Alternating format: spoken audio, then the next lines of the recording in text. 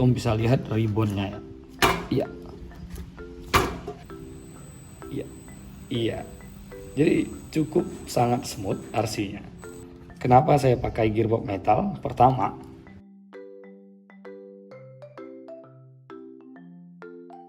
Assalamualaikum warahmatullahi wabarakatuh. Selamat datang dan selamat berjumpa kembali. Kali ini kita akan bahas lanjutan dari banyak yang tanya di komen-komen di short kita. Ya, Bang, apa aja tuh upgrade MN 128-nya? Iya, hari ini kita akan bahas review upgrade MN 128. Apa aja yang udah kita upgrade, bagaimana perkembangannya, dan bagaimana performanya. Mari kita bahas dari yang terlihat dulu. Pertama-tama, Om bisa lihat, saya ganti velg ya, velg 1,9, jadi biar terlihat lebih scale ya. Kalau ini velg dari RGT 86120 dari RGT Pro Runner. Jadi karena saya pakai bedlock metal di Pro Runner-nya, jadi enak, daripada nggak kepake dia, saya bawa ke sini aja. Dan ya, di sini ada, Om bisa lihat nih, ada stiker Jeep ya. Kita tambah stiker Jeepnya, stiker begini biar kelihatan lebih scale saja. Jadi tidak ada coak-coak, tidak ada tambah-tambah apa-apa, enggak. Jadi cuman begitu aja. Dari yang terlihat itu ya, kita mengganti shock. Ini shock punya RGT Jimny ya, RGT 136-100 V3. Ini punya RGT Jimny. Jadi ribbonnya lumayan bagus.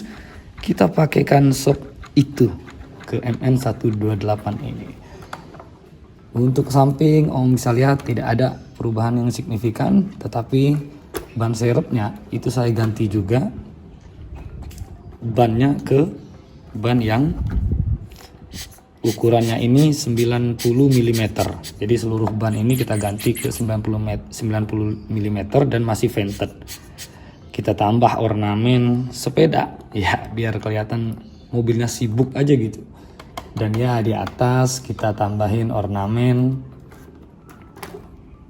sand ladder, storage box, dan ya storage box lagi. Dan ini ada pemadam kebakaran. Itu aja kalau di atas. Jadi secara eksterior kita tidak memperbaiki banyak, hanya saja kita memperbaiki aspek yang membuatnya bisa lebih scale dan lebih mumpuni. Om bisa lihat itu. Dan apa aja upgrade-nya, Om bisa lihat di pertama adalah artikulasinya. Saya memperbaiki artikulasinya karena shock bawaannya itu lumayan pendek ya, jadi berapa mili begitu. Dan ini artikulasinya cukup banyak, Om bisa lihat itu ya. Nah, Om bisa lihat ini agak di steel drop, jadi artikulasinya itu cukup lumayan banyak. Ini Om bisa lihat kalau dinaikin ke atas dia begini, tanpa ban lain itu mengangkat. Nah, jadi artikulasinya itu cukup baik ketika kita ganti ke shock yang ukurannya ini 90 mm. Kira-kira daripada kita penasaran, Om, lebih baik kita buka saja RC-nya. Oke, Om, kita buka RC-nya. Om bisa lihat nih, ini saya tambah juga ornamen cangkul ya, sama kapak, skop sama kapak desain leather sebelah kanannya. Oke, mari kita lihat isi dalam dari jeroan kitnya. Oke, pertama-tama Om, ya yang tadi kita bahas itu saya mengganti shock. Jadi Om bisa lihat ribbonnya, ya, dia cukup solid ribbonnya. Ini karena shocknya berukuran 90 mm. Nah, yang jadi pertanyaan, kalau kita pasang shock 90 mm di shock tower yang lama, itu RC-nya kelihatan sekali cingkrang. Jadi mau tidak mau saya membeli shock tower ini. shock tower metal agar ketinggian shock itu bisa di-adjust. Kita mau di ketinggian berapa. Jadi ini cukup sangat memperbaiki artikulasi dari RC-nya.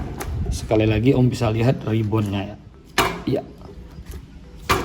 Jadi memang RC-nya itu lumayan sekarang agak terbantu artikulasinya karena shock ini bekerja dengan semestinya. Oke, selanjutnya Om bisa lihat. Pertama-tama saya mengganti kopelnya ke kopel metal. Mau tidak mau karena ada komponen yang tidak bisa plastik Om ya. Jadi kopel itu harus metal karena pasti patah ketika kita menggunakan torsi motor yang besar. Jadi Om bisa lihat ini saya ganti kopelnya ke kopel metal.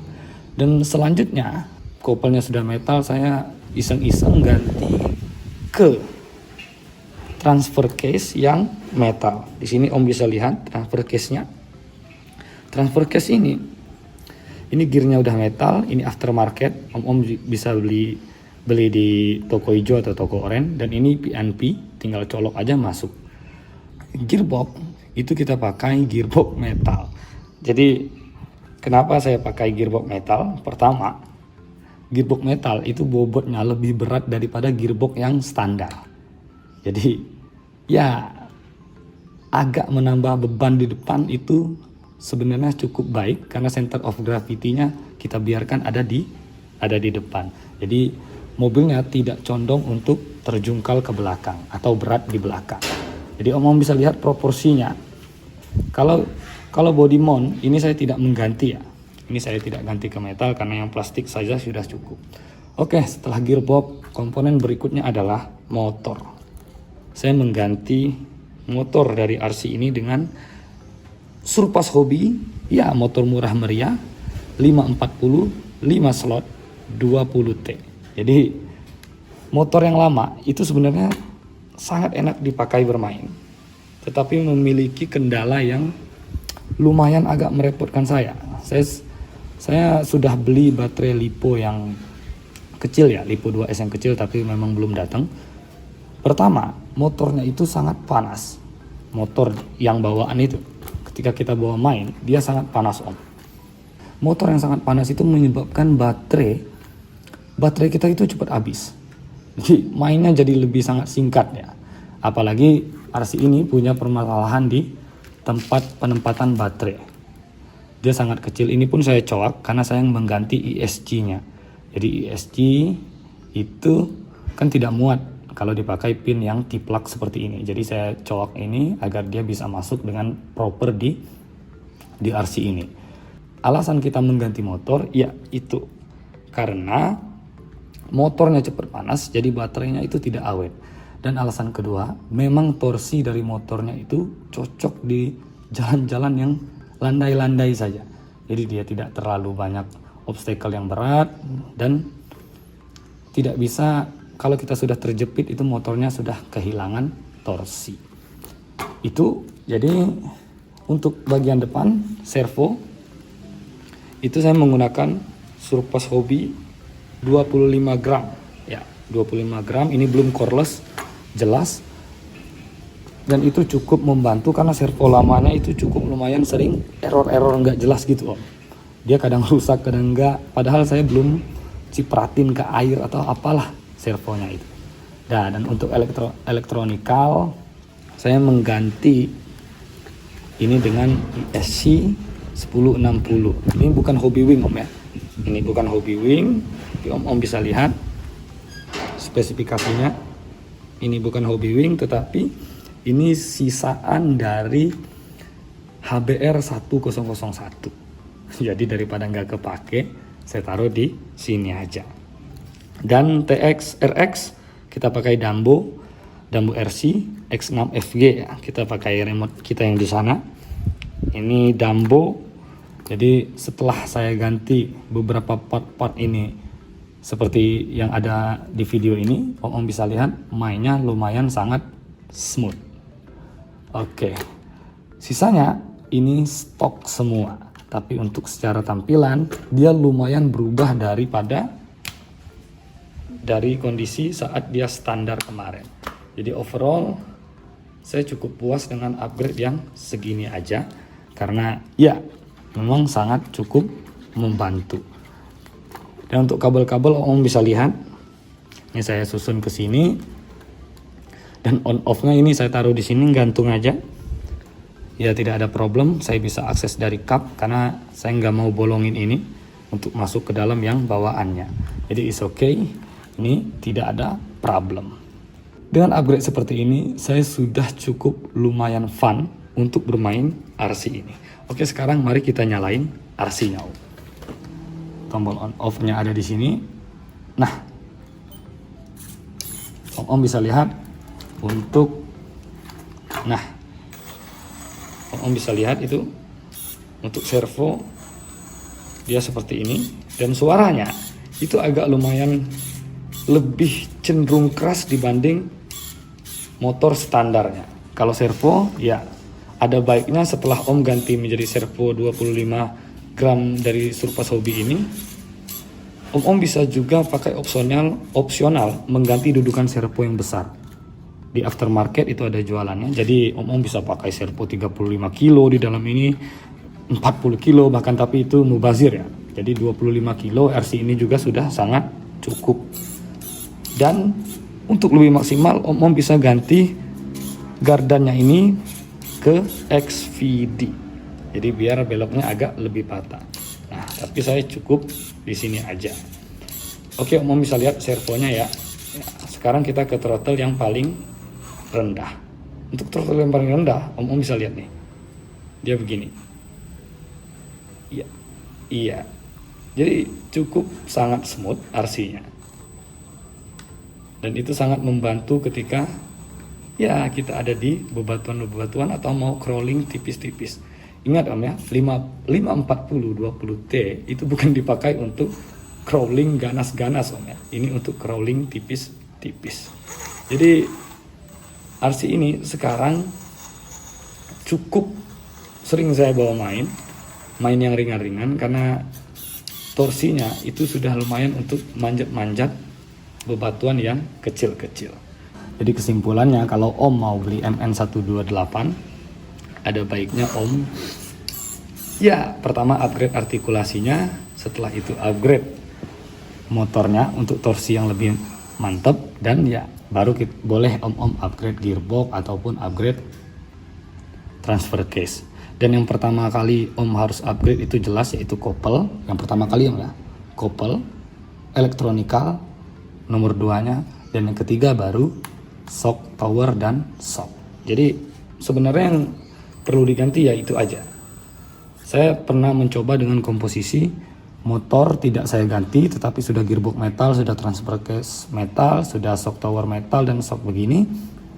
Itu RC-nya sangat cukup layak untuk dimainkan. Oke, penasaran bagaimana torsi dari RC ini? Om bisa lihat di video ini.